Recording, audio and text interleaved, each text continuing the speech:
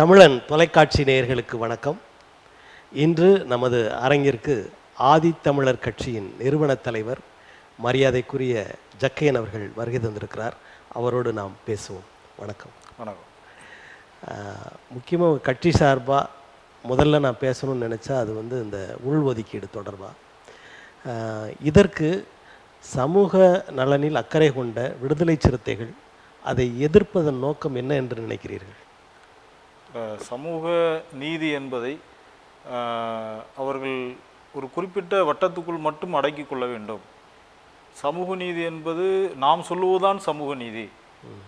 சமூக நீதி குறித்து வேறு யாரும் என்கிட்ட சொல்லணுங்கிற அவசியம் இல்லை. சமூக நீதி எங்களுக்கு தெரியும், நாங்கள் சொல்கிறது தான் சமூக நீதி. அடுத்து சமூக நீதிக்காக நாங்கள் யார்கிட்ட வேணாலும் நாங்கள் கேள்வி கேட்போம், ஆனால் எங்களை நோக்கி யாரும் கேள்வி கேட்கக்கூடாது என்பதான அது ஒரு விதமான ஒரு அதிகார தோரணையில் பேசக்கூடிய. அது இந்துத்துவா பற்றி பேச நாங்கள் தான் பேசுவோம் அப்படின்னு ஆர்எஸ்எஸ் சொல்கிற மாதிரி இவர் ஒரு கட்டமைக்கிறார். அப்படி இவர் ஒரு கட்டமைக்கிறார். ஏன்னா அதுக்கு இவர் சொல்லக்கூடிய காரணங்கள்லாம் இடஒதுக்கீட்டையே ஒரு எப்படி எதிர்க்கிறவங்க என்னென்ன காரணங்கள் எல்லாம் சொல்கிறாங்களோ அதே காரணங்களை இவரும் சொல்கிறார். உதாரணத்துக்கு அன்றைக்கு இரட்டை வாக்குரிமை அம்பேத்கர் கேட்கும் பொழுது காந்தி அவர்கள் சொன்னார்கள், நீங்கள் இந்துக்களை நீங்கள் பிரிக்கிறீங்க என்று ஒரு காரணத்தை சொன்னார். ஏன்னா அப்போ ஒருங்கிணைந்த இந்தியா பாகிஸ்தான் அப்படின்னு இருக்கும் பொழுது முஸ்லாமியர்களுடைய வாக்கு அதிகமாக இருந்தது. அப்போ இந்துக்கள் அப்படிங்கிற ஒரு பட்டியலில் எஸ்சி மக்கள் இருந்தால்தான் இந்துக்களுடைய வாக்கு அதிகமாக இருக்கும். எஸ்சி மக்கள் தனியாக அவங்க போயிட்டாங்க அப்படின்னா இந்துக்களுடைய ஓட் பேங்கே குறைஞ்சிரும்.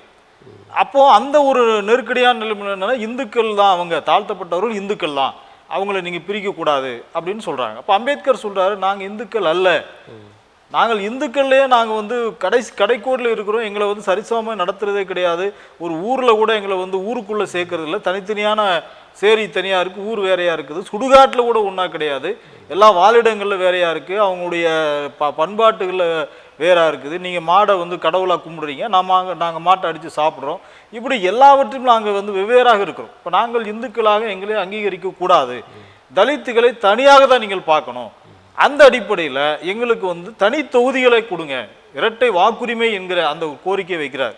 அந்த இரட்டை வாக்குரிமையில் தாழ்த்தப்பட்டவர்களுக்கு கூடுதலான வாக்கு செலுத்தக்கூடிய, அதாவது தாழ்த்தப்பட்டவர்களுக்கான அந்த பிரதிநிதிகளை தேர்வு செய்யக்கூடிய அந்த அதிகாரம் தாழ்த்தப்பட்டவர்களுக்கு மட்டும்தான் இருக்கணும், வேறு யாருக்கும் இருக்கக்கூடாது என்பதை மையப்படுத்தி இரட்டை வாக்குரிமை கேட்கும் பொழுது காந்தி முன்வைத்த வாதம் அம்பேத்கர் இந்துக்களை பிரித்தாளுவதற்காக சூழ்ச்சி செய்கிறார் என்று குறிப்பிட்டார். இன்றைக்கு அதே ஒரு சூழ்ச்சியான ஒரு விஷயத்தை தான் இன்றைக்கு அண்ணன் திருமாவளவன் அவர்கள் இதில் முன்னெடுக்கிறார். அப்போ இவர் எழுச்சி தமிழரா அல்லது சூழ்ச்சி தமிழரா அப்படிங்கிற ஒரு கேள்வி இங்கே எழுது. யாரோட வலையில் மாட்டிக்கொண்டாருன்னு என்று நினைக்கிறீர்களா? நிச்சயமாக. அதாவது இன்றைக்கு இருக்கக்கூடிய ஒரு சமூக சூழ்நிலையில் அவர் திமுக கூட்டணியிலிருந்து வெளியேறணும் அப்படிங்கிறது அவருக்கு ஒரு நெருக்கடியான ஒரு சூழ்நிலைகளாக இருக்குது. இரண்டாவது, ஒரு மிடில் கிளாஸ் தலித் மக்கள்லேயே ஒரு மிடில் கிளாஸ் அரசு ஊழியர்கள் இன்றைக்கி எண்ணிக்கையில் பெருவாரியாக இருக்கிறாங்க. அவருடைய கட்சிக்கு டொனேஷன் கொடுக்கறதுலேருந்து பல்வேறு விதமான பங்களிப்புகளை செய்வது எல்லாமே இவர்கள் தான் அரசு ஊழியர்கள் தான் செய்கிறாங்க. அந்த அரசு ஊழியர்களுடைய கோரிக்கை என்பதா இந்த எஸ்சிஏ அப்படிங்கிற ஒரு பட்டியலை உருவாக்கி அவங்களுக்கு 3% கொடுப்பதை எதிர்ப்பது என்பது அரசு ஊழியர்கள் தான் பிரதானமாக அந்த கோரிக்கையை முன்வைத்து கொண்டு இருந்தாங்க. அந்த குரலாக தான் டாக்டர் கிருஷ்ணசாமி அவர்கள் அன்றைக்கு ஒலித்தார். அவர் அருந்ததியர் இடஒதுக்கீடு எதிர்த்து கேள்விகளை எழுப்பினார். அவர் பேசுவதற்கு பின்பாக ஒரு சனாதன சக்திகள் இருந்தார்கள், ஆர்எஸ்எஸ் கூடாரம் இருந்தது. இன்றைக்கு அதே வேலையை அண்ணன் திருமாவளவன் அவர்கள் செய்கிறார். அப்போ இவர்களும் பிஜேபியினுடைய ஒரு அஜெண்டாவுக்குள் சிக்கி கொண்டு அவர்கள் இந்த கோரிக்கையை முன்மொழிவதாக தான் நாங்கள் பார்க்க வேண்டிய அவசியம் இருக்கிறது. அதாவது வெளியில் பேசுவது அம்பேத்கரை பற்றி பேசுவது, அம்பேத்கருடைய கொள்கைகளை என்னமோ அச்சு பசகாமல் அவர்களே எல்லாத்தையும் அப்படியே பின்பற்றுவதை போல ஒரு தோற்றத்தை உருவாக்குவது. ஆனால் உள்ளுக்குள்ளே பார்த்தீங்கன்னா அம்பேத்கர் என்ன சமூக நீதி குறித்து என்ன பேசினாரோ அந்த மையமான கருத்திலிருந்து விலகி இடஒதுக்கீடுக்கு எதிராக பார்ப்பனர்கள் எப்படிப்பட்ட ஒரு கோரிக்கைகள்லாம் வாதங்களை எல்லாம் முன்வைப்பார்களோ அதே வாதங்களைத்தான் இன்றைக்கு விசிகாவை முன்வைக்கிறது. ஆக அருந்ததியர் இடஒதுக்கீடு வரும்போது மட்டும் இவங்க இல்லை அருந்ததியருக்கு இடஒதுக்கீடு கொடுக்கறதுனால தலித் ஒற்றுமை சீர்குலையுது என்கிற வாதம் ஏற்புடையது அல்ல. ஒன்று. இரண்டாவது, அரசியலமைப்பு சட்டத்தில் அப்படி இல்லை, ஆர்டிகல் 341 அப்படி இல்லை. அரசியலமைப்பு சட்டத்தில் அம்பேத்கர் வந்து இதை வந்து அதிகாரம் வந்து தாழ்த்தப்பட்ட மக்களை வந்துட்டு அவங்களுக்கு இடஒதுக்கீடு கொடுக்கின்ற அதிகாரம், அவங்களை வகைப்படுத்துகின்ற அதிகாரம் என்பது மைய அரசுக்கு தான் இருக்கு, நடுவண் அரசுக்கு தான் இருக்கிறது அப்படின்னு அரசியலமைப்பு சட்டத்தில் சொல்லப்பட்டிருக்கிறதாக இவர்கள் சொல்லுகிறார்கள். நான் கேட்கிறேன், அரசியலமைப்பு சட்டத்தில் தந்தை பெரியார் அவர்கள் தான் முதலாக திருத்தத்தை கொண்டு வந்தார். பிற்படுத்தப்பட்ட மக்களுக்காக அவர் முதல் திருத்தத்தை கொண்டு வந்தார். அரசியலமைப்பு சட்டத்தில் அப்படி சொல்லப்படவும் இல்லை. ஒருவேளை சொன்னதாக வைத்துக் கொண்டால் கூட 106 முறை அரசியலமைப்பு சட்டம் திருத்தப்பட்டிருக்கிறது. கடைசியாக மகளிர் மசோதா கொண்டு வரப்பட்டது 33%. அதற்கு முன்பாக ஜம்மு காஷ்மீர் மாநிலத்துக்கு இந்த சிறப்பு அதிகாரத்தை நீக்கியது. இப்படி எத்தனையோ முறை அரசியலமைப்பு சட்டம் திருத்தப்பட்டிருக்கிறது. அப்படி திருத்தப்படும் பொழுது அருந்ததியர் உள்ஒதுக்கீடுக்காகவும் தேசம் முழுவதும் இருக்கின்ற பட்டியலின மக்களிலேயே கடைக்கோடியில் இருக்கின்ற மக்களுக்காகவும் ஒரு முறை திருத்தப்படுவதில் என்ன தப்பு நடந்துற போகுது, என்ன இங்கே வந்து பெரிய மாற்றம் நிகழ்ந்துற போகுது? அதனால அரசியலமைப்பு சட்டத்தை பாதுகாப்பது என்பது, அம்பேத்கருடைய கருத்துக்களை முன்மொழிவது என்பது, அம்பேத்கருடைய கருத்துக்களை நாம் எந்த கோணத்திலிருந்து பார்த்தாலும் எந்த கோணத்திலிருந்து பார்க்குறோங்கிறத முக்கியம். இப்போ ஒரே ஒரு பிரச்சனை தான். அன்னைக்கு வந்து மகாத்மா காந்தி அவர்கள் சட்ட போர்டில் மதுரைக்கு வந்துட்டு அங்கே இருக்கக்கூடிய உழைப்பாளி மக்களை பார்த்துட்டு அவர்களுக்கு சட்டை அணிவதற்கு கூட அங்கே உரிமை இல்லாத நிலைமையை பார்த்து விட்டு நான் இனிமேல் சட்டை அணிய மாட்டேன் அப்படின்னு சொல்லி மேல் சட்டை கழட்டிட்டார். இதே கேள்வியை அண்ணல் அம்பேத்கர்கிட்ட கேட்கும் பொழுது, ஒரு தலைவர் என்பவர் மற்றவர்களுக்கு முன்மாதிரியாக இருக்கணும். அவங்க சட்டை போடலன்னா சட்டை போடுறதுக்கு என்ன உரிமை இருக்கோ அதை வாங்கி தரணும். அவங்களையும் போட வைக்கணும். நீங்க அவங்கள போட வைக்கிறதுக்கு போல நீங்க கழட்டிக்கிட்டு இருந்தீங்கன்னா அது என்ன தலைவர்?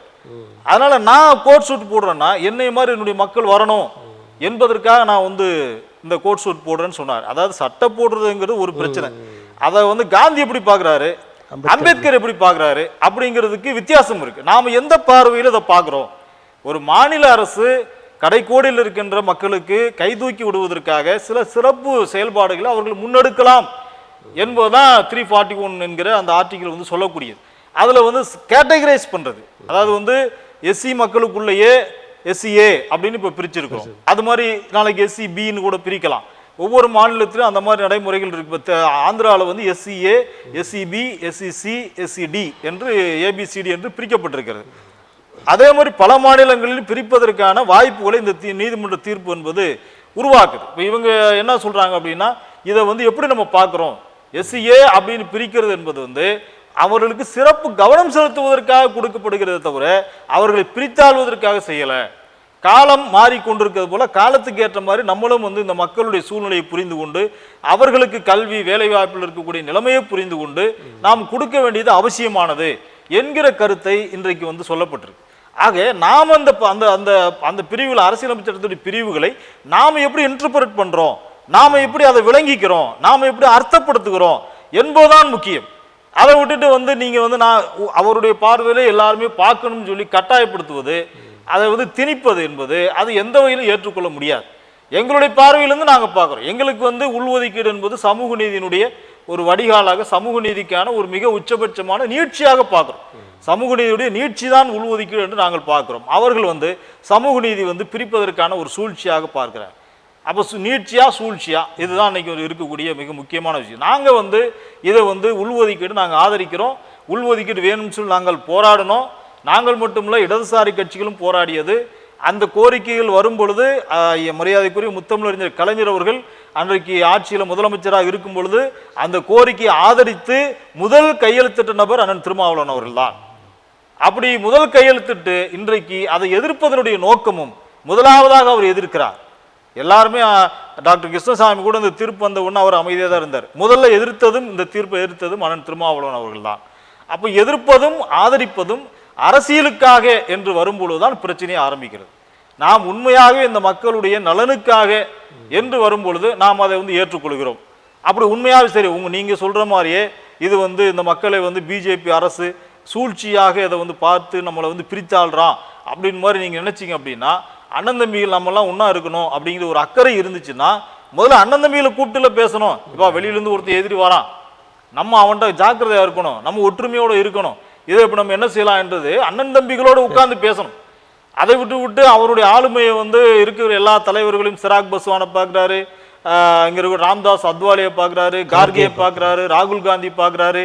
இந்தியா கூட்டணியில் இருக்கிற தலைவர்கள் மட்டும் இல்லை, பிஜேபி கூட்டணியில் இருக்கின்ற தலைவர்களை கூட போய் பார்க்குறாரு. அப்போ அந்த அளவிற்கு உள்ஒதுக்கீடு அவ்வளவு பெரிய ஒரு பிரச்சனையாக அவர்களுக்கு என்ன வந்து விட்டது? ஒரு 3% என்பது ஒரு சாதாரண ஒரு விஷயம். 18% 3% சாதாரண விஷயம். இந்த 3% கூட இவர்களால் ஏற்றுக்கொள்ள முடியலன்னா அவர் சொல்றதுலயும் ஒரு நியாயம் இருக்கிற மாதிரி தெரியுது. என்னன்னா உள்ஒதுக்கீடு ஏன் நீங்க தனியா ஒரு 3 விழுக்காடோ இல்லை 5 விழுக்காடோ கொடுங்கள் அப்படின்னு தானே சொல்றாரு. நாங்க எஸ்சி பட்டியலில் தானே இருக்கிறோம்.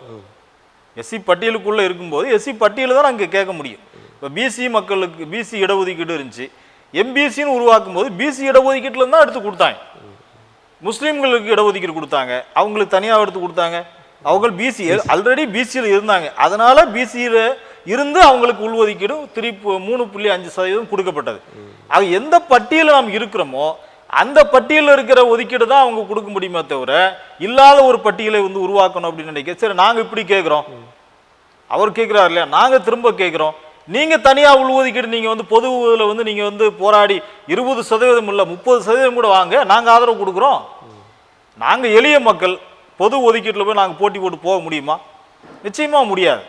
ஆனால் நீங்கள் 4 தலைமுறை 5 தலைமுறைகளாக படித்தவர்கள் இருக்கின்ற பிரிவுகளிலே நீங்கள் மேலோங்கி நிற்கிறீர்கள். அயோத்திதாச பண்டிதர்லேருந்து ரெட்டைமலை சீனிவாசன்லேருந்து எத்தனையோ தலைமுறைகளுக்கு முன்பாக இருந்தே நீங்கள் வந்து தலைவர்கள் வந்துட்டாங்க, படித்தவர்கள் நிறைய வந்துட்டாங்க, நிறைய ஆற்றல் மிகுந்தவர்கள் இன்றைக்கு இருக்கிறாங்க. அரசியலையே இன்னைக்கு தீர்மானிக்கிற அளவுக்கு அண்ணன் திருமாவளவன் அவர்கள் இருக்கிறார்கள். தலித் முதலமைச்சராகணுங்கிற கோரிக்கையெல்லாம் முன்வைக்கிறாரு. நாங்கள் முதலமைச்சர் கனவுலாம் எங்களுக்கு இல்லை. முதல்ல ஒரு அமைச்சராக முடியுமா, முதல்ல ஒரு எம்எல்ஏ ஆக முடியுமா, முதல்ல ஒரு கவுன்சிலர் ஆக முடியுமா, இப்படி தான் எங்களுடைய கனவுகள்லாம் இருக்குது. எங்களுடைய அதிகபட்ச நாங்கள் இன்னைக்கு பசங்க இன்னைக்கு வந்து ஒரு வருஷத்துக்கு 70 பேர் 80 பேர் டாக்டர் போகிறாங்க, எம்பிபிஎஸ் படிக்கிறாங்க. எதனால? உள்ஒதுக்கீடு என்கிற சமூக நீதி கிடைச்சதுனால தான். வருஷத்துக்கு 1000 பேருக்கு மேலே இன்ஜினியரிங் கல்லூரிகளில் சேர்றாங்க. வருஷத்துக்கு 70 பேர் இன்றைக்கு சட்டக்கல்லூரிகளில் மாணவர்கள் வந்து படிக்கிறாங்க. இதுக்கு முன்னாடி பார்த்தீங்கன்னா சட்டக்கல்லூரிகளில் ஒரு ஆண்டுக்கு 6 பேர் அல்லது 7 பேர் தான் அதிகபட்சம். ஜனார்த்தனம் கமிஷனுடைய அறிக்கை சொல்லுகிறது. 2008 ஜனார்த்தனம் கமிஷனுடைய அறிக்கையின்படி சட்டக்கல்லூரிகளில் வெறுமனே 6 பேர் தான் தமிழ்நாடு முழுவதும்.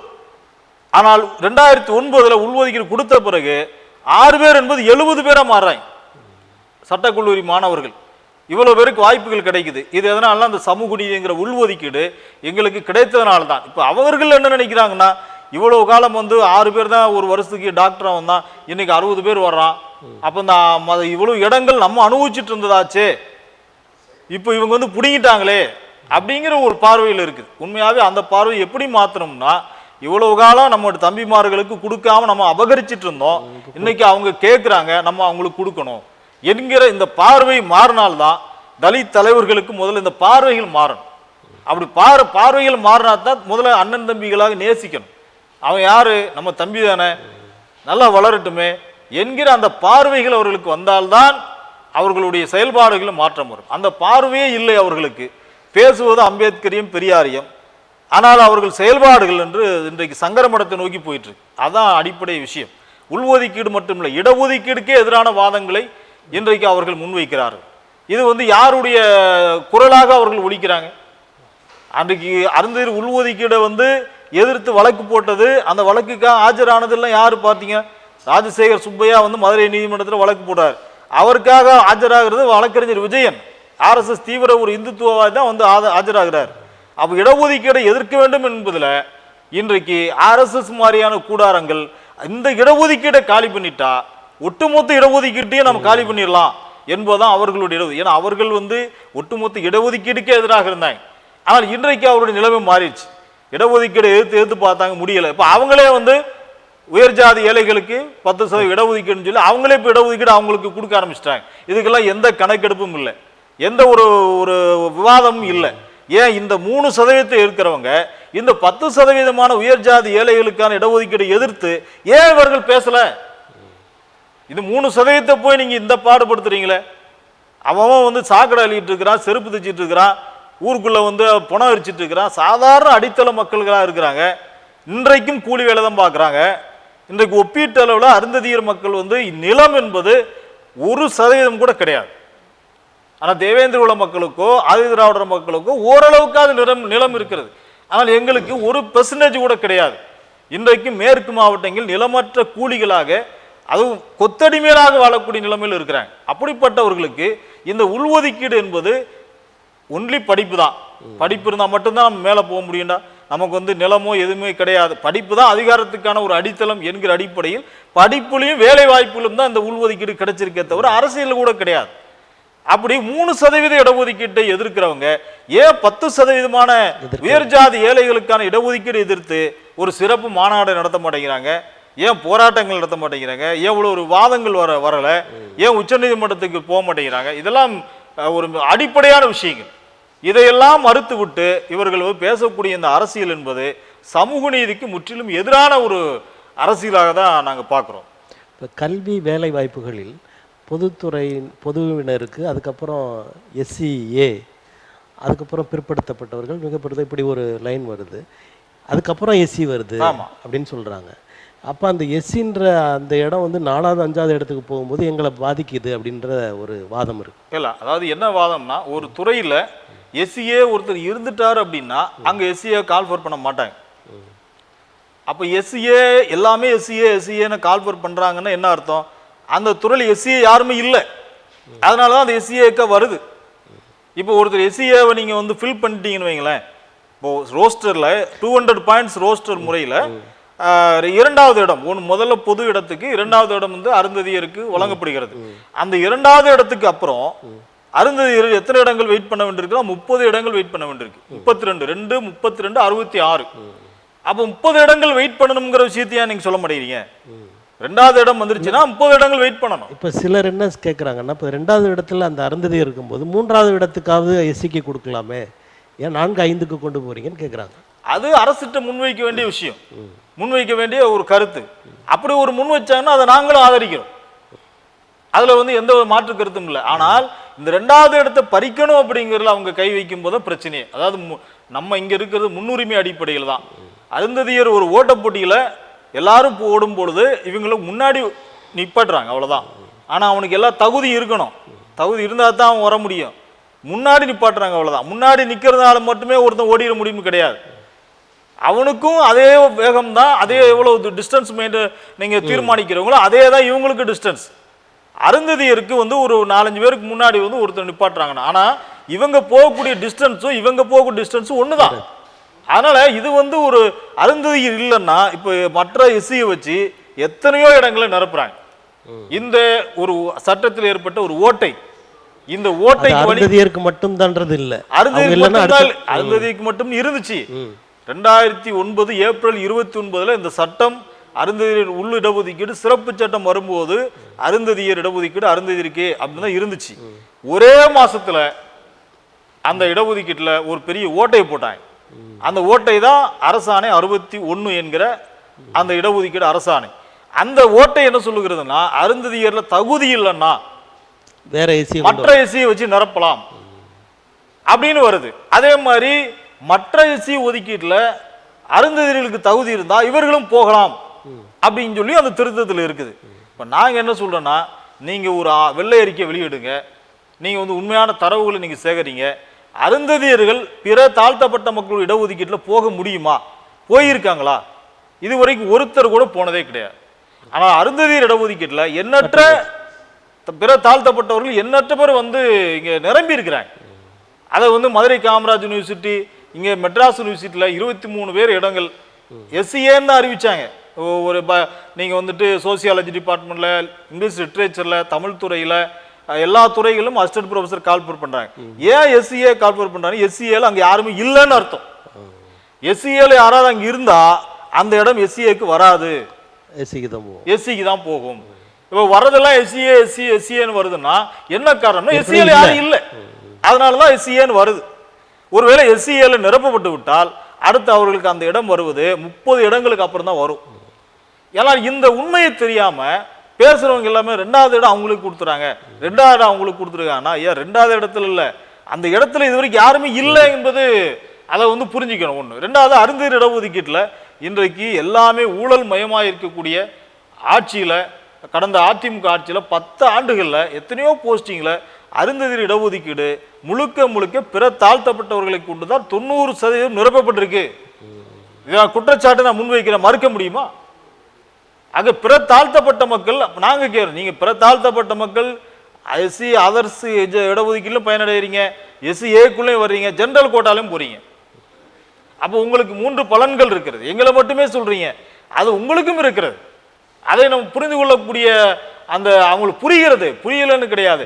புரிந்தாலும் கூட பொது அவையில் வைக்கும் பொழுது இது வந்து ஒரு நியாயமற்ற கோரிக்கை என்பதை விளக்குவதற்காகவே இப்படி ஒரு குழப்பத்தை ஏற்படுத்துகிறார்கள். அது அந்த குழப்பம் தான் ரொம்ப ரொம்ப முக்கியமானது. அருந்ததியர் இடஒதுக்கீடு அருந்ததியருக்கு என்கிற ஒரு உறுதியான நிலைப்பாடு இருந்தால் மட்டும்தான் இந்த இடஒதுக்கீட்டில் வந்து ஒரு சரியான நிலைப்பாட்டை எட்ட முடியும். நாங்கள் அருந்ததியர் இடஒதுக்கீட்டை தாண்டி பிற தாழ்த்தப்பட்ட ஒரு இடஒதுக்கீட்டில் செல்ல நாங்கள் விரும்பலை. இதைத்தான் உச்சநீதிமன்றம் இன்னைக்கு சொல்லுது. உச்சநீதிமன்றம் என்ன சொல்லுகிறது? அருந்ததியர் இடஒதுக்கீடா எஸ்சி இப்போ தமிழ்நாட்டில் இருக்கக்கூடிய 76 பிரிவுகளை அருந்ததியர், பறையர், பல்லர், இதர பிரிவுகள், இந்த பல்லர், பறையர், அருந்ததியர் 3 கேட்டகரி 93.5 இருக்கிறாங்க. இதர கேட்டகரி ஒரு 6.5 தான். 4 கேட்டகரியா பிரிச்சோம்னா அவர்களுக்கான இடஒதுக்கீட்டு அவர்களுக்கே கொடுங்க, அதுல நீங்க போக வேண்டாம், அவளுங்க இங்க வர வேண்டாம் அப்படின்னு சொல்றாங்க. இதைத்தான் அண்ணன் திருமாவளவன் என்ன சொல்லுவாருன்னா, நீங்க ஒரு தடுப்பை ஏற்படுத்துறீங்க, இது நிரந்தரமா பிரிஞ்சிரும். நிரந்தரம் எஸ்சிஏ, எஸ்சிபி எல்லா இடங்களும் எஸ்சிங்கிறது வந்துகிட்டு தான் இருக்கும். அந்த எஸ்சிங்கிறத பட்டத்தை வந்து நீங்க மாற்ற முடியாது. அதை புரிந்து கொள்ளாம இது தடுப்பு. அப்ப நீங்க இங்கேயும் போய்க்கலாம் அங்கேயும் போய்க்கலாம், குழப்பம் தானே. அவர் என்ன சொல்றாரு? உள்ஒதுக்கீடு மூலமாக நாங்கள் அண்ணன் தம்பிகளா இருக்கிறோம், பங்காளியா இருக்கோம், எங்களை பிரிக்கிறீங்கன்றார். அப்படி இல்லை. அண்ணன் தம்பிகளா பங்காளிகளாக இருக்கக்கூடிய இந்த கோரிக்கை நீங்க அப்படின்னா, அப்ப நீங்க ஏன் வந்து உள்ஒதுக்கீடு கொடுப்பதற்கு முதல்ல கையெழுத்து போட்டீங்க? அது கூட விருப்பம் இல்லாமல் கலைஞரின் வற்புறுத்தலின் பேரில் போட்டது மாதிரி ஒரு செய்தி சொல்றாங்க. கலைஞருடைய வற்புறுத்தலின் அடிப்படையில் தான் அவர் போட்டார், அதுதான் உண்மை. கலைஞர் வந்து அன்னைக்கு வந்து ஒரு நெருக்கடியான நிலைமைக்கு அவர் கொண்டு வந்துட்டார். இவர் வந்து பொது அவையில் தன்னை வந்து ஒரு ஜனநாயகவாதியாக பேசிக்கிட்டே இருக்கிறாரு, அப்படி காமிச்சிட்டே இருக்கிறார். அப்போ அருந்ததியர் இடஒதுக்கீட்டில் மட்டும் அவர் வந்து அன்னைக்கு முரண்பட்டிருந்தா அன்னைக்கு அவர் இந்த இடத்துக்கு அவர் வந்திருக்க முடியாது. அண்ணன் திருமாவளவனுடைய வளர்ச்சிக்கு ஜனநாயக சக்திகளுடைய ஆதரவு தான் மிகப்பெரிய ஆதரவு. ஒரு குறிப்பிட்ட ஜாதி மட்டுமே வச்சு அரசியல் பண்ண முடியாது. ஜனநாயக சக்திகள் எல்லா ஜாதிகள் இருந்தும் எல்லா மதங்களில் இருந்தும் அவருக்கு ஆதரவு கிடைத்தது. ஏனென்று சொன்னால் அவர் தன்னை ஜனநாயகவாதியாக காட்டிக் கொண்டதன் அடிப்படையில் தான். அப்பொழுது அவர் எதிர்க்க முடியல. ஏன்னா ஒருவேளை எதிர்த்திருந்தா அவருடைய உண்மையான முகம் தெரிந்திருக்கும். அன்றைக்கு அவர் வளரல, இன்றைக்கு அவர் வளர்ந்து விட்டார். 4 எம்எல்ஏ இருக்கிறாங்க, 2 எம்பிக்கள் இருக்கிறாங்க. இன்னைக்கு வந்து உடனடியாக ராகுல் காந்தியை போய் பார்க்க முடியுது. இந்தியா கூட்டணியில் இருக்கக்கூடிய எல்லா தலைவர்களும் ஃபோன்லேயே பேச முடியுது. இந்தியா முழுவதும் இருக்கக்கூடிய எந்த கட்சி தலைவரையும் உடனே அப்பாயின்மெண்ட் வாங்க பார்க்க முடியுதுன்னா அந்த அளவுக்கு வளர்ந்துருக்கிறார். அந்த வளர்ச்சியில் நம்ம பார்த்து நம்மளும் சந்தோஷப்படுறோம். பரவாயில்ல, தமிழ்நாட்டிலேருந்து ஒரு தலித் தலைவர் இந்த அளவுக்கு எமர்ஜ் ஆகிறாரு. அவர் தலித் தலைவர் கூட தன்னை சொல்ல மாட்டார், ஒரு தமிழர்களுக்கான ஒட்டுமொத்த தலைவர் அப்படின்னு சொல்லி அவர் வந்து இன்னைக்கு வந்து தன்னை வந்து முன்னிலைப்படுத்துறாரு. மகிழ்ச்சி தான். ஆனால் இந்த அருந்ததியர் இடஒதுக்கீடு விஷயத்தில் அவர் வந்ததுக்கப்புறம் அவர் தமிழர் தலைவரும் இல்லை, தலித் தலைவரும் இல்லை, ஒரு குறிப்பிட்ட ஜாதியினுடைய தலைவர் என்பதைத்தான் இன்றைக்கு அவர் வந்து வெட்ட வெளிச்சமாக அவர் சொல்லுகிறார். இது அவருக்கு மிகப்பெரிய ஒரு பின்னடைவு தான். நாங்களாம் என்ன நினைக்கிறோம், அண்ணன் பொது அரசியலுக்கு போயிட்டாரு, அவர் இன்னும் வளரணும் அப்படின்னு நினைச்சிட்டு இருக்கும்போது ஒரு பொது அரசியலிருந்து அவர் டமார்னு கீழே விழுந்து ஒரு குறிப்பிட்ட ஜாதிக்கான அரசியலை பேச வேண்டிய அவசியம் என்ன இருக்கு? இது ரொம்ப வருத்தத்துக்குரிய ஒரு வேதனைக்குரிய ஒரு விஷயமா இருக்கு. அதே நேரத்தில் இப்பொழுதாவது அவருடைய உண்மை முகம் தெரிந்ததே என்பதை நினைத்து பார்த்து மகிழ்ச்சியாகவும் நாங்கள் இருக்கிறோம். நேற்றைக்கு பாரதிய ஜனதா கட்சியின் வானதி சீனிவாசன் அவர்கள் மதுவிலக்கு கொள்கையில் இவ்வளவு தீவிரமாக காட்டுகிற விடுதலை சிறுத்தைகள் ஏன் வேங்கை வயல் அந்த விஷயத்தில் காட்டலைன்னு கேட்குறாங்க. நீங்கள் இப்போ சாதிய பாகுபாடு பற்றி இடஒதுக்கீடு பேசும்போது ஆர்எஸ்எஸ் மாதிரி இவர் போகிறாருன்னு சொன்னீங்க. ஆனால் ஆர்எஸ்எஸ்ல இருக்கிற பிஜேபியில் இருக்கிற ஒருவரை இவரை குற்றம் சாட்டுகிற நிலையில் இருக்கிறது. கண்டிப்பாக இது அதாவது வந்து இந்த மது ஒழிப்புக்கான மாநாடு என்பது, மது ஒழிப்புக்கான இந்த கோரிக்கை என்பது, அந்த கோரிக்கையில் நமக்கு எந்த மாறுபட்ட கருத்தும் இல்லை. மது ஒழிக்கணும், அது வந்து ஒரு மது என்பது இன்றைக்கு ஒரு மிகப்பெரிய ஒரு சீரழிவுக்கான ஒரு அடிப்படை காரணிகளாக இருக்கிறது. அதே நேரத்தில் பல நாடுகளில் மது என்பது அதை அரசு வந்து ஏற்று நடத்தக்கூடிய ஒரு நிலைமை இருக்கிறது நம்ம வந்து கண்கூட நம்ம பார்க்குறோம். ஒருவேளை வந்து மது ஒழிப்பு என்பது கொள்கை வருகின்ற பட்சத்தில் கண்டிப்பாக வந்து அது ஒரு மிகப்பெரிய ஒரு மாற்றத்தை ஏற்படுத்தும். கடந்த ஆட்சியில் இந்த மது ஒழிப்புக்காக ஏகப்பட்ட பிரச்சனைகள் வந்தது. குறிப்பாக டாஸ்மாக் கடைகளை எடுக்கணும், டாஸ்மாக் கடைகளை அடித்து நொறுக்கின்ற போராட்டம் சொல்லி மிகப்பெரிய போராட்டம் நடந்தது. மரியாதைக்குரிய மறுமலர்ச்சி திமுகவுடைய ஐயா வைகோ அவருடைய தாயார் கூட அந்த போராட்டத்தில் வந்து முன்னணியாக இருந்து செயல்பட்டாங்க. அதே மாதிரி பாடகர் மக்கள் அதிகாரம் கோவன் அவர்கள் ஒரு மிகப்பெரிய ஒரு பாத்திரத்தை வந்து வகித்தாங்க. இப்படி பார்த்தீங்கன்னா நிறைய, அதே மாதிரி பாட்டாளி மக்கள் கட்சி மது ஒழிப்புக்காக மிகப்பெரிய அளவில் வந்து மக்களை ஒரு பிரச்சாரத்தை கொண்டு போனாங்க. இப்படியெல்லாம் நிறைய ஒரு இது நடந்து கொண்டு இருக்கக்கூடிய சமயத்தில் அன்றைக்கு மது ஒழிப்பு குறித்து இவர்கள்லாம் ஒன்றும் பேசலை. சரி, இப்போ பேசுவது மகிழ்ச்சி தான். கண்டிப்பாக நம்ம அந்த கோரிக்கையை நம்ம ஆதரிக்கிறோம். ஆனால் அதுக்காக பேசுறாரா இல்லை கூட்டணி மாற்றத்திற்கு? அதுதான் அதாவது வந்து மது ஒழிப்பு என்கிற பெயரில் அவர் தன்னுடைய ஒரு பலத்தை நிரூபிக்கின்ற ஒரு மாநாடாக இந்த மாநாடை நடத்த வேண்டும் என்றுதான் நினைக்கிறாரே தவிர மற்றபடி இது வந்து உண்மையான ஒரு மது ஒழிப்புக்கான ஒரு புதிய அரசியல்வாதி இல்லையே, ஏற்கனவே இருக்கிறாரு, தன்னுடைய பலம் எவ்வளவுன்னு தெரியும். அப்படி இருக்கும்போது இதை எதுக்கு காட்டணும்? இல்லை மதம் அவருடைய பலம் எல்லாத்துக்கும் தெரியும். ஆனால் அவருடைய பலம் என்பதை ஒரு கூட்டணிக்காக மட்டுமே இருந்து கொண்டிருக்கக்கூடிய ஒரு சூழ்நிலையில அந்த கூட்டணியை கேள்வி கேட்பதற்கு ஒரு நியாயமான ஒரு கோரிக்கை வேணும் இல்லையா? இப்போ திமுகவை எதிர்ப்பதற்கு ஒரு நியாயமான ஒரு கோரிக்கை வேணும். இப்போ அருந்ததியர் உள்ஒதுக்கீடு கோரிக்கையிலிருந்து கூட அவர் அதை தொடங்கி விட்டார். மாநில அரசுக்கு அதிகாரம் கொடுக்கக்கூடாது உள்ஒதுக்கீடு வழங்க என்று சொல்லும் பொழுது இவர் தமிழ் தேசியம் பேசிய ஒரு தலைவர் அவர் வந்து தமிழ் தேசியத்துக்கு அந்த அதிகாரம் கொடுக்கக்கூடாதுன்னு முரண்பட்ட கருத்துக்கள் வருகிறது. அதே மாதிரி மது ஒழிப்பு கொள்கையில இன்றைக்கு அரசுக்கு ஒரு நெருக்கடியை உருவாக்குவதற்காக இது எல்லாரும் ஏற்றுக்கொள்ளக்கூடிய ஒரு விஷயமா. இப்போ வேங்கை வயல்ல நீங்க ஆரம்பிச்சீங்கன்னா அவர் வந்து தன்னை ஒரு பொது தலைவராக கொண்டு வரணும், முன்னிலைப்படுத்த நினைக்கிறார். அந்த நிகழ்வுல ஏன் அவர் வேகப்படுத்தல? அது தொடர்பாக ஏன் பெரிய மாநாடோ அல்லது ஆர்ப்பாட்டமோ போராட்டமோ நடத்தல? அல்ல, அது நியாயமான கேள்விதான். வேங்கை வயல் பிரச்சனையில இவர்கள் ஏன் வந்து கூடுதலான கவனம் செலுத்தல என்பது ஒரு நியாயமான ஒரு கோரிக்கை. அதை வந்து நம்ம மறுக்க முடியாது. இப்போ பிஜேபி கேட்குதுங்கிறதுக்காக நம்ம வந்து அதை மறுக்க முடியாது. அந்த கேள்வியில நியாயம் இருக்கு. அதை கேட்குற நபரை நம்ம யோசிக்க வேண்டிய அவசியம் இல்லை. அந்த கேள்வி நியாயமான கேள்விங்கன்னா நம்ம கண்டிப்பாக நம்ம ஆதரிச்சுதான். இப்போ வேங்கை வயல் மட்டும் இல்லை, தமிழ்நாட்டில் பல இடங்களில் தீண்டாமை வன்கொடுமைகள் இன்றைக்கும் மிகப்பெரிய அளவில் நடந்து கொண்டு தான் இருக்கிறது. இங்கே சாதி ஒழியலை தீண்டாமை கடுமையாயிட்டு இருக்குது. இன்னும் முன்னாடி இருந்ததை விட மிக கொடூரமாக நடந்து கொண்டிருக்கிறது நம்ம கண்கூடா பார்க்குறோம். அப்போ அதை ஒழிப்பதற்கான நடவடிக்கைகளில் கவனம் செலுத்தலை என்கிற கருத்தை மையப்படுத்தி அவங்க சொல்கிறாங்க. அதில் மது ஒழிப்பு என்பது ஒரு அரசியலுக்காக முன்வைக்கின்ற ஒரு கோரிக்கை தான். மற்றபடி இது வந்து அப்படி சொல்லக்கூடியவங்க தன்னுடைய கட்சியில் இருக்கிறவங்களுக்கே நம்ம வந்து அந்த கோரிக்கையை வைக்கக்கூடாது. தன்னுடைய கட்சி மகாத்மா காந்தி சொன்னார், தந்தை பெரியாரே வந்துட்டு தன்னுடைய தோட்டத்தில் இருக்கின்ற எத்தனையோ தென்னை மரங்களை வந்து வெட்டி சாய்த்தார், பனை மரங்களை வெட்டி சாய்த்தார், கல் இறக்கக்கூடாதுன்னு சொல்லி அதை கடுமையாக எதிர்த்தார். முதல்ல தண்ணிலிருந்து தான் அந்த மாற்றம் உருவாகுது. அப்போ விடுதலை சிறுத்தைகளில் யாரும் இனிமேல் குடிக்கக்கூடாது என்கிற ஒரு உத்தரவை அவரால் பிறப்பிக்க முடியுமா? குடிக்காதவர்களுக்கு தான் குடிக்காதவர்களுக்கு தான் நிர்வாக பொறுப்பு. அது தொண்டர்களை கூட விடுங்க, நிர்வாகிகளுக்கு முதல்ல வந்து இந்த கட்டுப்பாடு என்பது நம்ம கொண்டு வர முடியாது. அது வந்து யதார்த்தமான ஒரு விஷயமாகவும் இருக்க முடியாது. ரெண்டாவது, உழைக்கின்ற மக்கள் அவனுக்கு அது ஒரு ஒரு ரிலீஃபாக இருக்கும். அதனால வந்து அவன் வந்து குடிக்கிறான், நம்ம குடிக்கிற நியாயப்படுத்தலை. ஆனால் அவனுடைய நிலையிலேருந்து பார்க்கும்போது அதை நம்ம சொல்கிறோம். அதே நேரத்தில் ஒரு மதுவே கிடையாதுன்னு ஒரு நிலைமை வரும்போது, இப்போ கொரோனா காலத்தில் இல்லையா, மக்கள் இல்லையா, ஏன் குடிக்கிறதுக்கான எந்த ஒரு சோர்ஸுமே இல்லாத ஒரு நிலைமையில அவன் கட்டுப்பாடோடு தான் இருந்தான். மது என்பது ஒரு கட்டாயம் என்பது கிடையாது. இப்போ தண்ணீர் அருந்துவது ஒரு அவசியமானது, அத்தியாவசியமானது. அது தண்ணீர் மாதிரி மது கிடையாது, அது அத்தியாவசியம் சொல்ல முடியாது. அதனால மது வந்து முற்றிலுமாக அதை தடை செய்யணும், ஒழிக்கணும் என்பதில் மாறுபட்ட கருத்தே கிடையாது. ஆனால் அந்த கோரிக்கையை ஒரு அரசியல் மாற்றத்துக்காக, அவருடைய பலத்தை நிரூபிப்பதற்காக, ஒரு இன்னொரு கூட்டணிக்கு புதிய கூட்டணியை உருவாக்குவதற்காக அவர் இன்றைக்கு அந்த கோரிக்கையை எடுப்பதாக தான் நம்ம பார்க்க வேண்டிய ஒரு சூழ்நிலை இருக்குது. அதனால் வந்து இது வந்து நிச்சயமாக தமிழ்நாட்டு அரசியலில் 2016 இருந்ததை விடையா இப்போ வந்து மது ஒழிப்பு குறித்து பேச போகிறாங்க. அப்படிப்பட்ட கள்ளக்குறிச்சியில் இத்தனை பேர் இறந்தாங்க என்பதை மையப்படுத்தி அந்த கோரிக்கையை முன்னிலைப்படுத்தினாலும் கூட இன்றைக்கும் அந்த கோரிக்கையில் ஒரு மிகப்பெரிய ஒரு கருத்தியல் ரீதியான ஒரு பொது கருத்து உருவாகலை. அதை உருவாக்க வேண்டிய அவசியம் இருக்கிறது. அதனால் மாநாட்டை நம்ம ஆதரிக்கிறோம் கண்டிப்பாக. இப்போ இவருடைய பழைய தோழர், கட்சியில் பொதுச் செயலாளர் இருந்தவர், அவர் காங்கிரஸில் இருக்கார்.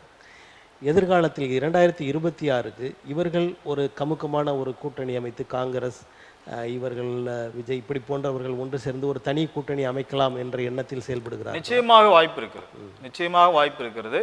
ஏன்னா வந்து அவர் வந்து காங்கிரஸோட அவர் வந்து ஏற்கனவே அவருடைய மாநாடுகளில் முதல்ல ஒரு தடவை திருச்சியில் வந்து மாநாடை கூட்டி அதில் காங்கிரஸ் வந்து அழைப்பதற்காக எவ்வளோ முயற்சி எடுத்தார். ஆனால் வந்து முடியல. அதுக்கு வந்து காரணம் வந்து திமுக தான் காங்கிரஸை வரவிடாமல் தடுத்துருச்சு அப்படிங்கிற மாதிரி சொன்னாங்க. அப்போ ரெண்டாவது அவங்க மாநாடு நடத்துகிறாங்க, அதில் வந்து அழைச்சிட்டு வந்தாங்க. அப்போ வந்து ஒரு ஒரு வந்து அவர் வந்து அவருடைய எண்ணங்கள் வந்து அடுத்து காங்கிரஸ் ஆட்சி அமையக்கூடிய பட்சத்தில் தான் ஒரு தவிர்க்க முடியாத ஒரு சக்தியாக இருக்கணும் என்கிற ஒரு நிலைப்பாட்டில் இருந்து அவர் வந்து கவனம் செலுத்துறார். நாளைக்கு ஒரு சென்ட்ரல் மினிஸ்டர் அவருடைய எண்ணத்துக்கு செல்வ பெருந்தகை உதவுவார் என்று நினைக்கிறேன். நிச்சயமா உதவுவார். ஏனென்றால் சொன்னால் அண்ணன் செல்வ பெருந்தகை அவர்களுக்கு தமிழ்நாட்டில் வந்து திமுக மேலே அவர் அதிருப்தியில் தான் இருக்கார்.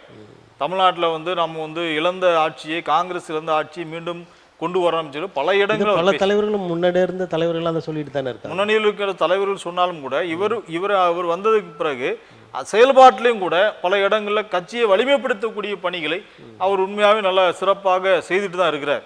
அதனால் அவர் காங்கிரஸை வந்து ஒரு தூக்கி நிறுத்தணும், வலிமையாக்கணும் என்பதில் அண்ணன் செல்வ பெருந்தகை வந்து படாத பாடு இன்னைக்கு பட்டுட்டு தான் இருக்கார், முயற்சி எடுக்கிறார், இல்லைன்னு சொல்ல முடியாது. அண்ணா திராவிட முன்னேற்ற கழகத்துக்கு வெளிப்படையாகவே அழைப்பு விடுப்பதின் நோக்கம் அப்படிதானே? இல்லை, நிச்சயமாக அதிமுகவினுடைய நிலைப்பாடு என்னங்கிறது எல்லாருக்குமே தெரிஞ்ச விஷயம். 2016 இந்த கோரிக்கைகள் வரும்போது டாஸ்மாக் கடைக்கான அஸ்திவாரம் போட்டதே அதிமுக தான், அதிமுக ஆட்சி தான். அப்படி இருக்கும்போது அதிமுகவே நீங்க மது ஒழிப்பு மாநாட்டுக்கு நீங்க கூப்பிடுறீங்க, திமுகவாது இதை ஒழிப்புக்கான நடவடிக்கைகளை கடைகளை ஒழிச்சாங்கன்னு சொல்றாங்க. கடைகளை வந்து எண்ணிக்கையை குறைச்சிருக்கிறாங்க, சில நேரத்தை கட்டுப்பாடு பண்ணிக்கிறாங்க, சில முயற்சிகள் எடுத்திருக்கிறாங்க, இல்லைன்னு சொல்ல முடியாது. ஆனா அதிமுக எந்த ஒரு குறைந்தபட்சம் எந்த வேலையுமே செய்யலை. அவர்களை நீங்க அதிமுக வந்து நீங்க மது ஒழிப்பு மாநாட்டுக்கு நீங்க அழைக்கிறது வந்து எந்த வகையில நியாயமான ஒரு விஷயமா இருக்கும். இதுல இன்னொன்று கோவன் அவர்கள் அதை பற்றி சொல்றாரு, சாதி அமைப்புகள் வரக்கூடாதுன்ற மாதிரியான ஒரு செய்தியை விடுதலை சிறுத்தைகள் சொல்றாங்க. அது ஏன் அப்படின்னு கேட்குறாரு. இல்லை, அவருடைய நோக்கம் என்னன்னா வந்துட்டு சாதி அமைப்புன்னு இன்னைக்கு வந்து பாட்டாளி மக்கள் கட்சி வந்து அவங்க டார்கெட் பண்ணுறதா அவங்களுடைய அடிப்படையான ஒரு நோக்கம். ஏன்னா வந்து இவர்கள் அப்படிதான் வந்து வட மாவட்டங்களில் பாட்டாளி மக்கள் கட்சியா விடுதலை சிறுத்தைகள் கட்சியா என்கிற ஒரு எதிரெதிர் நிலைப்பாடுகளை தான் வந்துட்டு தொடர்ந்து இந்த கூட்டணி அவங்க இருந்தால் நம்ம இருக்கக்கூடாது. ஏன்னா திருமாவளவன் அவர்களே பேசிக்கிறாங்க, பாமக வந்துச்சுன்னா நாங்கள் வெளியே போயிடுவோம் என்கிற கருத்தை அவர் தொடர்ந்து வலியுறுத்திட்டு இருக்கிறார். அப்போ வந்து ஜாதிய சக்திகள் என்று அவர்கள் சொல்லுவது பாட்டாளி மக்கள் கட்சி போன்ற கட்சிகளை வந்து அவர்கள் மையப்படுத்தி அவர் உள்ளுக்குள்ள அந்த மனசுல வச்சுதான் அந்த கருத்தை சொல்வதாக தான் நாம பார்க்க வேண்டியிருக்கு. ஆனால் வந்து மது ஒழிப்புக்காக பாட்டாளி மக்கள் கட்சி நிறைய முயற்சி எடுத்திருக்காங்கல்ல, நம்ம அவங்க மறுக்க முடியாதுல்ல. அப்படிங்கும்போது ஒரு பொதுவான கோரிக்கை, நமக்குள்ள 1000 பிரச்சனைகள் இருக்கலாம். இப்போ வந்து அன்றைக்கு சுதந்திர போராட்டம் வரும்போது பொது எதிரின்னு வரும்போது ஜாதி மதம் எல்லாத்தையும் தாண்டி தான் பொது எதிரியை எதிர்த்து வந்து போராடினாங்க. அது மாதிரி இன்றைக்கு மது என்பது ஒரு பொது எதிரியா இருக்கு. அதை எதிர்க்கின்ற போராட்ட களத்தில் யார் வந்தாலும் எல்லாரையும் அழைத்து செல்ல வேண்டிய ஒரு அடிப்படை தேவை இருக்குது. ஆனால் இவர்கள் இப்படி சொல்வதனுடைய உள்நோக்கம் என்னங்கிறது அது நமக்கு தெளிவாகவே வெளிப்படையாகவே தெரிகிறது. நமக்கு தெரிந்தவரை தமிழ்நாட்டில் ஒவ்வொரு தேர்தல் நடக்கும் போதும் பாட்டாளி மக்கள் கட்சி எந்த கூட்டணியில் இருக்கிறது என்று கடைசி வரையும் தெரியாது. ஆமா, அப்படி ஒரு நிலையை இவரும் எடுக்கிறார் என்று எடுத்துக்கொள்ள முடியுமா? இல்ல, நிச்சயமாக ஒரு பார்கெனிங் கெப்பாசிட்டி வந்து கூட்டுறதான் ஒரு வியாபாரம் தான். அரசியல் வந்து ஒரு வியாபாரம் மாதிரி இன்றைக்கு ஆயிடுச்சு. அப்போ நான் வந்து இத்தனை எம்எல்ஏக்கள் எனக்கு போன தடவை கொடுத்தீங்க, அடுத்து இத்தனை எம்எல்ஏக்கள் வேணும் என்கிற அந்த பார்கெனிங். சப்போஸ் வந்து ஒருவேளை நீங்கள் கொடுக்கலன்னா நான் அங்கே போயிடுவேன், அல்லது வந்து அவரே வந்து சமீபத்தில் வள்ளுவர் கூட்டத்தில் கூட ஆர்ப்பாட்டத்தில் பேசுகிறார், நான் வந்துட்டா கம்யூனிஸ்டுகளும் வந்துடுவாங்க, இஸ்லாமியர்களும் வந்துடுவாங்க அப்படிங்கிற அச்சம் நிறைய பேருக்கு இருக்குது அப்படின்னு சொல்கிறார். அதாவது திமுக வந்து பழம் தின்னு கொட்டை போட்ட ஆளுங்க, அவங்க வந்து யாரை வந்து எப்படி செய்யணும்னு சொல்லி தெளிவாக செய்வாங்க. அதனால் திமுகவையெல்லாம் வந்து இவர் எதிர்த்து வந்து பண்ணுறதுங்கிறது வந்து எந்த அளவுக்கு வந்து சாத்தியம் தெரியலை. ஆனால் வந்து இவருடைய அந்த நோக்கம் அவர்கள் தான் இன்றைக்கி வளர்ச்சிக்கான ஒரு அடித்தளமாக இருக்கிறாங்க. ஆனால் திருமாவளவன் அவர்களுடைய கட்சி இந்த அளவுக்கு வளருவதில் திமுகவும் ஒரு மிக முக்கியமான பங்கு இருக்கு, கலைஞர் அவர்களும் மிக முக்கியமான பங்கு இருக்கிறது. அப்படிப்பட்ட ஒரு நிலைமையில் இன்றைக்கு திமுகவை வீழ்த்துவதற்கான ஒரு அடித்தளத்தை இன்றைக்கு அவர் தொடங்கி இருக்கிறார்.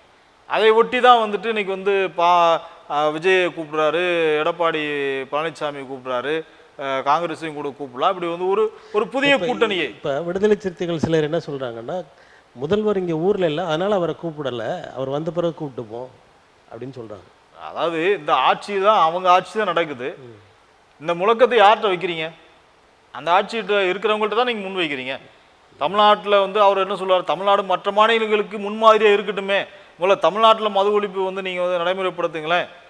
கூட்டணியில் இருக்கிறவங்க முதல்வரே நேரில் போய் சந்திக்கலாம், அதுக்கான முயற்சிகளை எடுக்கலாம். அப்படிங்கும்போது வந்து ஒரு மாநாடு நடத்தி தான் அந்த கோரிக்கை வைக்கணும்னு கிடையாது. இந்த மாநாட்டுக்கு எப்படி முதல்வர் வருவார்? அப்போ அவர் நிறைவேற்றினா அவர் வந்தாருன்னா அவர் ஒரு அஷூரன்ஸ் கொடுக்கணும் அந்த இடத்துல. இல்லை பொதுவாக இன்னொன்று இருக்குது. அதாவது எம்எல்ஏக்களோ அல்லது எம்பிஸோ அதிகமாக இருக்கிறவங்கள தான் முதல்ல ஒரு முன்னுரிமை கொடுத்து கூப்பிடுவாங்க. அந்த நிலையில் திமுக இருக்குது. ஆனால் திமுகவை விட்டு விட்டு அதிமுகவை அழைத்ததன் நோக்கம் இல்லை, அதுதான் இந்த கூட்டணியினுடைய ஒரு அரசியல் ரீதியான ஒரு மாற்றத்துக்கு அவர் தயாராகி விட்டார். அதுதான் இன்னைக்கு வந்து கூட்டணி மாற்றம் என்பது உறுதி. கூட்டணி மாற்றம் நிச்சயமாக இருக்கு. அதில் எந்த வித மாற்று கருத்தும் இல்லை. கூட்டணி மாற்றம் இருக்கிறது. அந்த மாற்றத்துக்கான ஒரு எடுத்த உடனே அப்படி போயிட முடியாதுல்ல. நான் சில நியாயமான கோரிக்கைகளை வச்சேன், அதை நிறைவேற்றல திமுக, அதனால நான் வெளியே போறேன் என்று சொல்லக்கூடிய அந்த ஒரு காரணங்களை தேடுகின்ற ஒரு பயணத்துல இந்த மாநாடு முக்கியமான ஒரு மாநாடாக இருக்குது. அதனால வந்து இந்த காரணங்கள் இப்போ அவருக்கு வந்து மது ஒழிப்பு இன்னும் என்னென்ன காரணங்கள் இருக்கோ எல்லாவற்றையும் நிச்சயமாக சொல்லுவார். அது தேர்தலுக்காக இப்பொழுதே திமுகவை அச்சுறுத்துவதற்காக அவர் வந்து நடத்துகின்ற ஒரு மாநாடாக தான் பார்க்கப்படுகிறது. ஆனால் நம்மளை பொறுத்த மட்டும் வந்து அது அவங்க கட்சியினுடைய நிலைப்பாடு. யாருமே எல்லாருமே வளர்ச்சியை நோக்கி தான் போவாங்க. அவர்களுக்கு அரசியல் ரீதியான வளர்ச்சிக்கு இது மாநாடு ஒரு முக்கியமான இடம் இருக்கும் என்று அவர்கள் நம்புகிறார்கள். அதில் அவருடைய வளர்ச்சியை நம்ம ஒன்றும் செய்ய முடியாது. இந்திய ஒன்றியத்தை பொறுத்த வரைக்கும் உச்ச நீதிமன்றம் என்பது மிகவும் சிறப்பானது, முக்கியமானது. அதில் உச்ச நீதிமன்றத்தின் தலைமை நீதியரசர் என்பவர் உச்சபட்ச அதிகாரத்தில் இருக்கிறார்.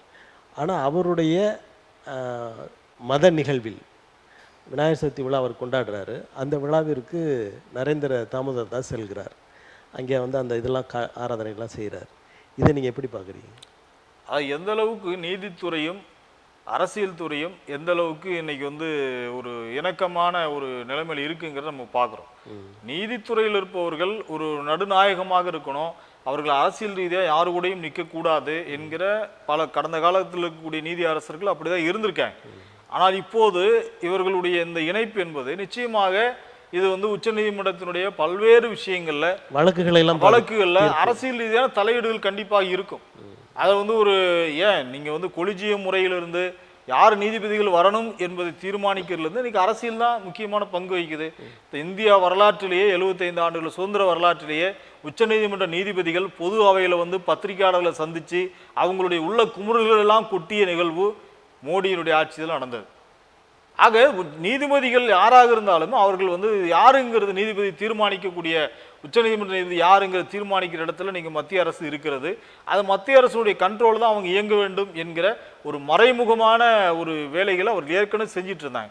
இப்போ வந்து அதை வந்து வெளிப்படையாக காட்டுறாங்க, நாங்கள் எப்படி இருக்கிறோம் பாருங்க என்பதை. அதனால தான் நீங்கள் வந்து பாபர் மசூதி இடிப்பு வழக்கில் எந்த சம்மந்தமும் இல்லாமல் இடத்துல இன்னைக்கு அவங்களுக்கே கொடுத்துட்டாங்க.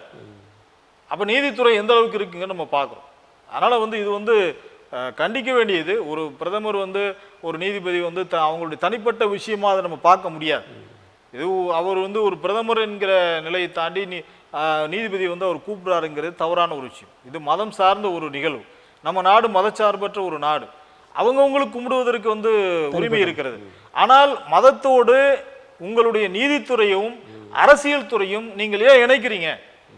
அது ஒரு கேள்விக்குறியா இருக்கு. இது வந்து கண்டிப்பாக ஏற்புடையது அல்ல. இப்போ சந்திரசூட் அவர்கள் தனது பணிக்காலம் நிறைவடைந்த பின் ஆளுநராகவோ அல்லது துணை குடியரசுத் தலைவராகவோ ஆவதற்கான ஒரு முன்னேற்பாடுன்னு சொல்லலாம். நிச்சயமா இருக்கு. ஏன்னா வந்து இவர்களுடைய பல்வேறு விதமான அரசியல் திட்டங்களுக்கு யாரெல்லாம் அதற்கு உறுதுணையாக இருக்கிறார்களோ அவர்களுக்கு அரசியல் பதவிகள் கொடுப்பது என்பது கடந்த காலம் ஏற்கனவே நிறைய நடந்திருக்குது. அதனால வந்து சந்திரசூட்டுக்கும் அது அத்தகைய ஒரு ஆளுநர் பதவியோ துணை குடியரசுத் தலைவரோ குடியரசுத் தலைவர் பதவி கூட கொடுப்பதற்கான வாய்ப்புகள் கூட அதை நோக்கி கூட வந்து கண்டிப்பாக செல்லுவாங்க. அதனால வந்து இது வந்து நாம் எதிர்பார்க்கின்ற விஷயங்கள்லாம் கண்டிப்பாக நடக்கும். இப்போ எதிர்கட்சி தலைவர் அமெரிக்காவில் இருக்கிறார். அங்கே இந்தியர்களோடெல்லாம் பேசும்போது இந்திய நாட்டை பற்றி பேசுகிறார், அரசியலை பற்றி பேசுகிறார். இது வந்து ஒரு இந்திய தாய் நாட்டை தேசப்பற்றை குலைப்பது மாதிரி அவர் பேசுகிறார், எதிராக பேசுகிறார் அப்படின்னு சொல்லி பாரதிய ஜனதா கட்சியில் போராட்டம் நடத்துகிறாங்க. இதை எப்படி பார்க்க? இல்லை, ராகுல் காந்தி அவர்கள் வந்து சீக்கியர்களுடைய அவர்களை பற்றியோ தலைப்பாகை அணிவதை பற்றியோ அவர் தவறாகலாம் ஒன்றும் பேசலை. அணிவதற்கான ஒரு உரிமைகள் கூட இன்றைக்கு இல்லாத ஒரு நிலைமை தான் இருக்குது. நீங்கள் வந்து சீக்கியர்களில் வந்து பல்வேறு விதமான ஜாதிய ஒடுக்குமுறைகள் இருக்கிறது என்பது நம்ம மறுக்க முடியாது. நீங்கள் வந்து தலைப்பாக அணிவதில் கூட இந்த கம்யூனிட்டி இப்படி தான் தலைப்பாக அணியணும் அப்படிங்கிற கட்டுப்பாடுகள் கூட இருக்குது. ஆனால் எப்படி இருந்தாலும் அது உள்ளுக்குள்ளே இருக்குன்னு வைங்களேன், தலைப்பாகை அணிவதற்கு கூட பல இடங்களில் தடைகள் இருக்குது, பல பிரச்சனைகள் ஏற்படுகிறது.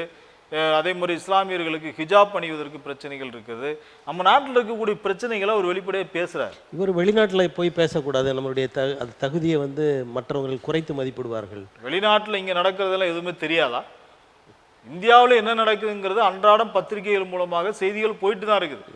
வெளிநாடுகளில் இருக்கக்கூடியவர்கள் அங்கே போய் இதை பேசக்கூடாது, அப்போ இங்கே வந்து பேசினா மட்டும் சரி, அப்போ இங்கே பேசின செய்தி அங்கே போகாதா? பத்திரிகையில் ஊடகங்கள் மூலமாக செய்திகள் போகாதா?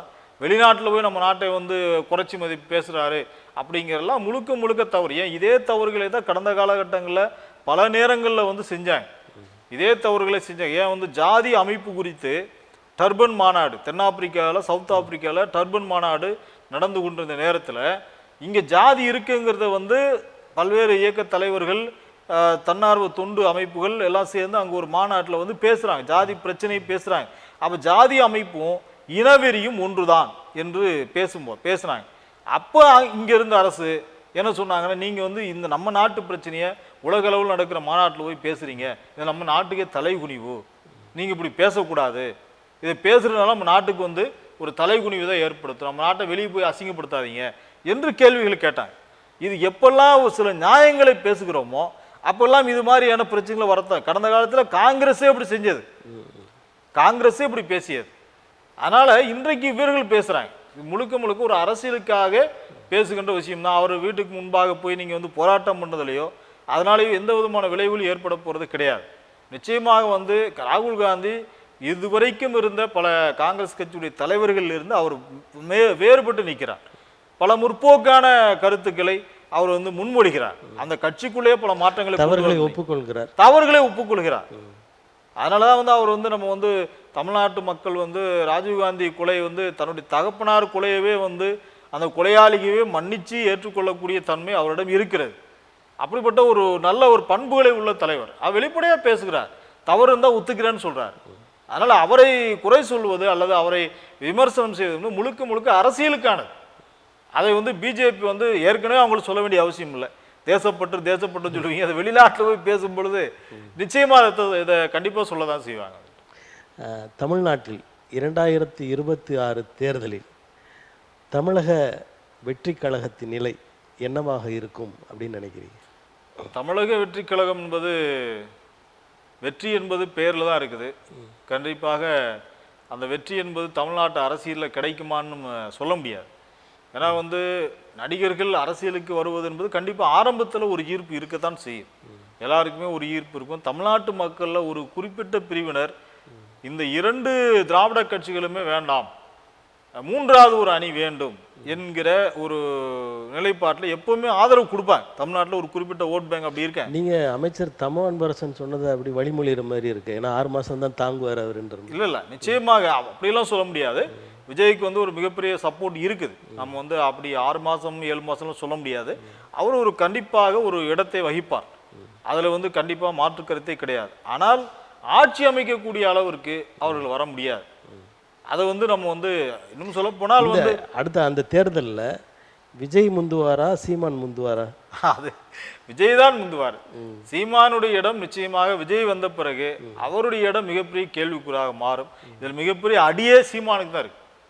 விஜயனுடைய வருகையின் வந்து சீமானுக்கு தான் அடியா இருக்கும். ஏன்னா வந்து இந்த 2 திராவிட கட்சிகளையும் விமர்சித்து நான் தான் சரியான ஆளுன்னு பேசிட்டு இருக்கிறாங்க. இப்போ விஜய் வரும்போது, அரசியலுக்கு வரும்போது ஏற்கனவே இருக்கிற திராவிட கட்சிகளை கண்டிப்பாக அவர் விமர்சனம் பண்ண தான் செய்வார்.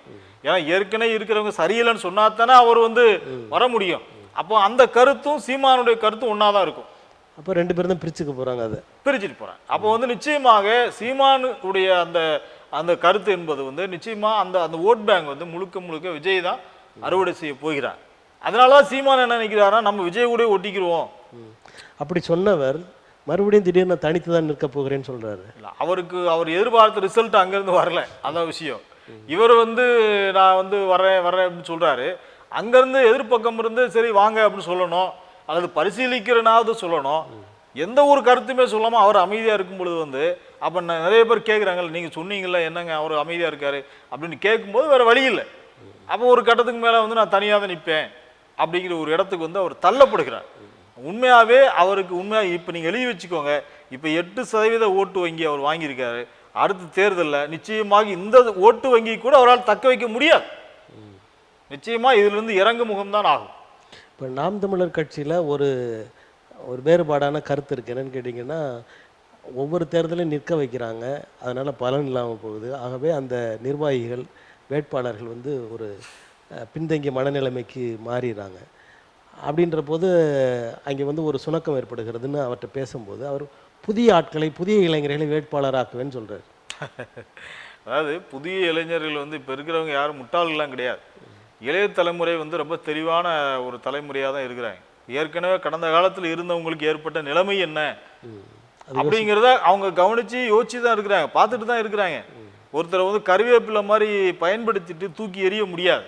அப்படி கடந்த காலத்தில் தூக்கி எறியப்பட்டவர்கள் நாம் தமிழர் கட்சியிலேருந்து திமுகவுக்கு போயிருக்காங்க, இப்போ மற்ற கட்சிகளுக்கு போயிருக்கிறாங்க. அதனால் வந்து அவருடைய இந்த முடிவுங்கிறது முதல்ல இருக்கிறவங்களை தக்க வைக்கிறதுக்கான முயற்சி எடுக்கணும். அது வந்து ஒரு தேர்தலில் நிற்க வச்சு அவனை செலவழிக்க வச்சு அவனை வந்து கடுமையான ஒரு நிதி நெருக்கடியை அவனுக்கு ஏற்படுத்தி ஒரு கட்டத்துக்கு மேலே அவங்களே ரொம்ப டயர்டாயிடுவாங்க. அப்போ வந்து ஒரு ஒரு ஒரு மாற்றம் கண்டிப்பாக தேவைப்படுது. அதனால தான் வந்து அவர் அரசியலில் நிற்க முடியும். ஒரு கட்டத்துக்கு மேலே கூட்டணி என்பது இருந்தால் மட்டும்தான் நிற்க முடியும், இல்லைன்னா நிற்கவே முடியாது. அந்த இடத்துக்கு இன்றைக்கு அவர் வந்து விட்டார்.